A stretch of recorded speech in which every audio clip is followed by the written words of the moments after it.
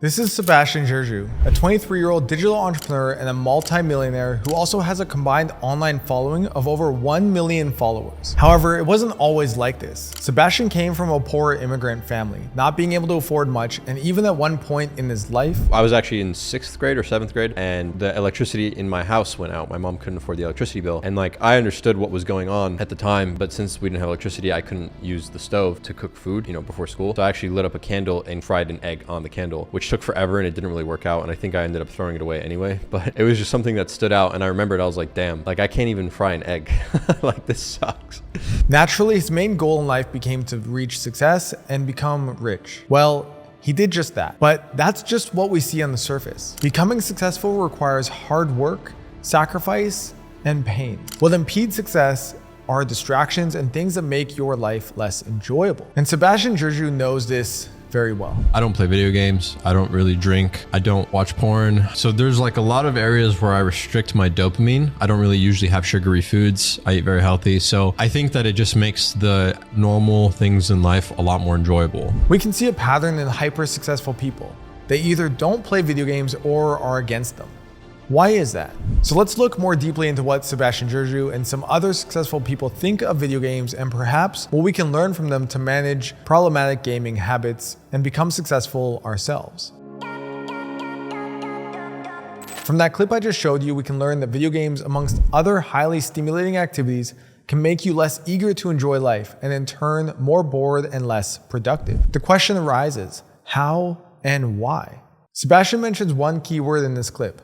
Listen again and let's see if you can spot it. I don't play video games. I don't really drink. I don't watch porn. So there's a lot of areas where I restrict my dopamine. I don't really usually have sugary foods. I eat very healthy. So I think that it just makes the normal things in life a lot more enjoyable. That's right, dopamine. Let's quickly summarize what dopamine is and does. Essentially, it's a neuromodulator, a chemical produced in your brain responsible for motivation and pursuit. Whenever you anticipate or engage in activities that release high amounts of dopamine, you can quickly become dependent on those activities and view less stimulating things as more boring. That's why if you play a lot of video games, especially games that require full focus and are full of action and excitement, working on building a business or skills you want to build becomes way more difficult. It can also impact your enjoyment of life, as Sebastian stated. I won't go into the full science of dopamine here, so if you want to learn more, then check out this video.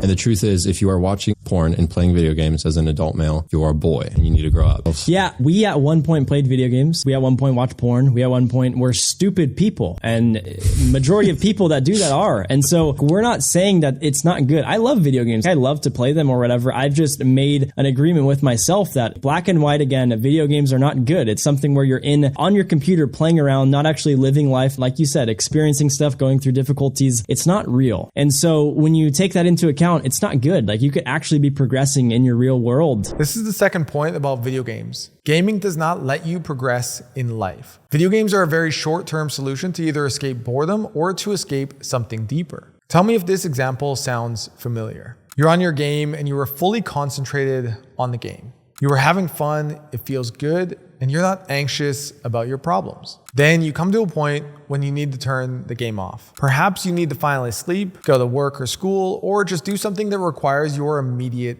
attention. So you turn off your console or your PC. And there you sit with maybe some guilt going on in you or the feeling of emptiness. Do you know why you get this feeling? Because you haven't progressed on anything. Sure, in the game, you're probably a hero, battling monsters, doing insane quests, and that tricks your brain for a while, but when you snap back to reality, you haven't achieved anything. This realization actually makes life seem even more difficult, and so sooner or later, you're back to gaming. Life is just a fucking video game, ladies and gentlemen, right? So we live in a quest map, you have the quest, but you have your main quest. Your main quest may be to get married, to get rich, to get 1 million subs, which I believe. Look at life as a video game.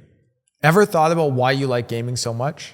It's because it simulates real life, just to a lot more of a comfortable and easy experience. This means if you got rid of video games or limited them, you could become more engaged in the game of life and try to reach that main quest. Whatever that main quest is, there's times where you need to take side quests. And these side quests are going to allow you to get power-ups.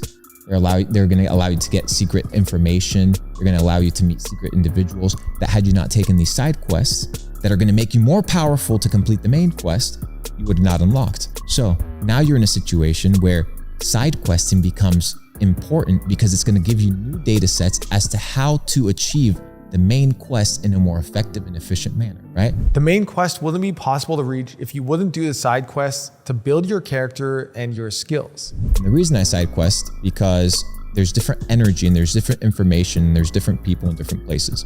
So side quest is extremely important.